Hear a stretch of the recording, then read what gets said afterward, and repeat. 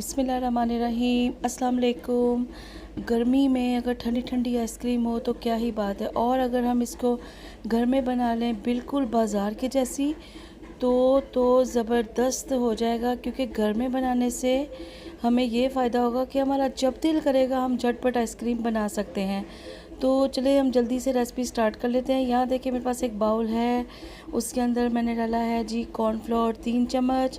इसको अच्छी तरह से हमने मिक्स कर लेना है और इसको हम साइड पे कर देंगे। ये मिक्स हो चुका है। यहाँ हमने यूज़ करना है तकरीबन 1 से 1.5 लीटर ठंडा दूध है मेरे पास।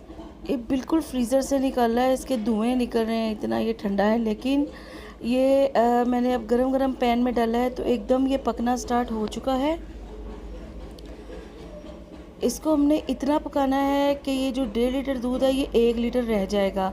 इसका ये फ़ायदा होगा कि जब आपके पास मतलब ना हो इतना कि वो बाज़ार से या तो अगर आप बाज़ार से खोया मंगवा सकते हैं तो खोया इसके अंदर शामिल कर लें, नहीं तो 1.5 किलो दूध का आधा किलो सुखा लेंगे तो भी इसके अंदर खोया वाली फ्लेवर आ जाएगी। अब हमने यहाँ डाला है चीनी को। चीनी हमने डालनी है अपनी उसके मुताबिक, टेस्ट के मुताबिक। बहुत सारे लोग मीठा ज़्यादा कम पसंद करते हैं, लेकिन कुल्फ़े में चीनी वैसे तो ज़्यादा ही जाती है। मैंने 3 चम्मच बड़े वाले इस्तेमाल किए हैं चीनी के। बस इसी तरह हम इसको पकाते जाएंगे, साथ साथ इसको सूखता जाएगा दूध। जैसे ही ये 1 लीटर रह जाएगा तो तब हम इसको नेक्स्ट इसका स्टेप करेंगे। यहाँ देखें साथ ही में मैंने एक टेट्रा पैक क्रीम का पूरा एक पैकेट इसके अंदर शामिल कर दिया है। इससे ये होगा कि इसका जो टेक्सचर होगा, इसकी क्रीमी क्रीमी सी लुक होगी और खाने में भी ये बहुत मज़े का क्रीमी सा बिल्कुल बाज़ार जैसा टेस्ट आएगा। अब हम इसके अंदर डाल देंगे जी 3 चम्मच अपना जो बनाया था हमने कॉर्नफ्लोर वाटर, वो हमने शामिल कर दिया है और अच्छी तरह से इसको हमने हिला लेना है। साथ ही साथ हम इसको चम्मच के साथ दूध में चम्मच चलाते जाएंगे और इसको लगने नहीं देना, क्योंकि हमने इसके अंदर से ही इसका जो है कुल्फ़ा फ्लेवर और जो खोया फ्लेवर है वो बनाना है। आधा चम्मच मैंने इसके अंदर डाला है कोको पाउडर का। कोको पाउडर से ये होगा कि कोको पाउडर की एक तो इसके अंदर एक जो खुशबू होती है वो आएगी, और उसके अलावा इसका जो कलर है ना वो थोड़ा सा चेंज होगा। नहीं तो अक्सर अगर ये चीज़ नहीं होती कोको पाउडर वाली तो चीनी को कैरमलाइज़ करना सबके लिए आसान नहीं होता। बहुत सारे लोग मुझे कहते हैं कि हमसे चीनी कैरमलाइज़ करते करते एक तो वो जुड़ गई है, या उसकी गचक बन गई है, या वो ख़राब हो गई है। तो इसलिए मैंने इसके अंदर कोको पाउडर का इस्तेमाल किया है, हाफ़ टी स्पून। इसका बहुत ही अच्छा इसके अंदर फ्लेवर भी होगा और इसका ना जायका भी बहुत अच्छा बनेगा और खुशबू भी बहुत अच्छी आएगी। थोड़ी सी डिब्बे में बच गई थी, बाकी की वो भी निकाल कर मैं इसके अंदर शिफ्ट कर रही हूँ। अब हिलाते जाएंगे साथ साथ। मुझे तो इसकी तकरीबन खुशबू महसूस होना स्टार्ट हो गई है, जैसे खोया और कुल्फ़ा की एक खुशबू होती है वो मुझे आ रही है। दूध काफ़ी हद तक ड्राई हो चुका है और बस यहाँ हमने थोड़ा सा इसको मज़ीद हिलाना जुलाना है और फिर इसके बाद हम इसको देखेंगे कि अब नेक्स्ट इसके साथ क्या करना है। काफ़ी हद तक ये पक चुका है, काफ़ी देखें गाढ़ा भी हो गया है। यहाँ इसकी ये फाइनल लुक देख लें। अब मैंने इसको डाल दिया था ये एक बाउल में, इसको मैंने रखा है तकरीबन 6 घंटे के लिए। 6 से 8 घंटे के बाद इसकी ये शक्ल बनी है। मैंने तो इसको डाला है एक ये जो है ना स्टील वाला जो बर्तन होता है, सिल्वर स्टील का नॉन स्टिक।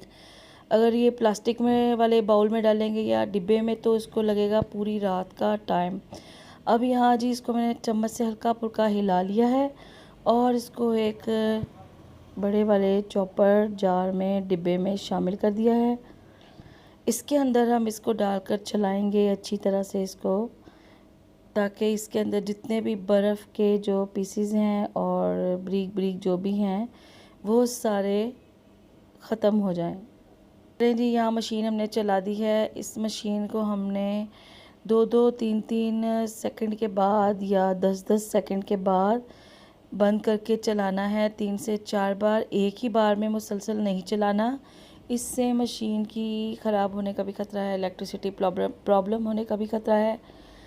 इसका यही तरीकाकार है, इसको ब्लेंड करने के लिए, इसको ग्राइंड करने के लिए हमें इसको 4 से 5 बार मुसलसल ये प्रोसीजर करना पड़ेगा। तो अब हम इसको चेक कर लेंगे इसको बंद करके कि ये इसका टेक्सचर कैसा बना है जी। बहुत ही क्रीमी, बहुत ही सॉफ्ट। अभी भी इसके अंदर हल्की फुल्की जो है बर्फ़, उसके तासुरात असरात नज़र आ रहे हैं, लेकिन एक बार हम इसको मज़ीद चलाएंगे तो ये थोड़े से ख़त्म हो जाएंगे। इसको मैंने इस जार में रख दिया था प्लास्टिक के सारी रात के लिए, और देखें इसके कैसे वो हल्के फुल्के से बबल्स भी बने हुए हैं और अच्छी खासी खूबसूरत शक्ल में जम चुकी है। तो अब बिस्मिल्लाहिर्रहमानिर्रहीम पढ़कर हम इसको निकालते हैं एक प्लेट में। यहाँ हमारा आज का जो बादाम आइसक्रीम है वो बिल्कुल रेडी है। चलें जब इसको प्लेट में सर्व करते हैं। ये देखें मेल्ट होना स्टार्ट हो गई। बहुत ही मज़े की ये बनी है, यहीं से अंदाज़ा लग रहा है कि ये बहुत ही अच्छी बन चुकी है।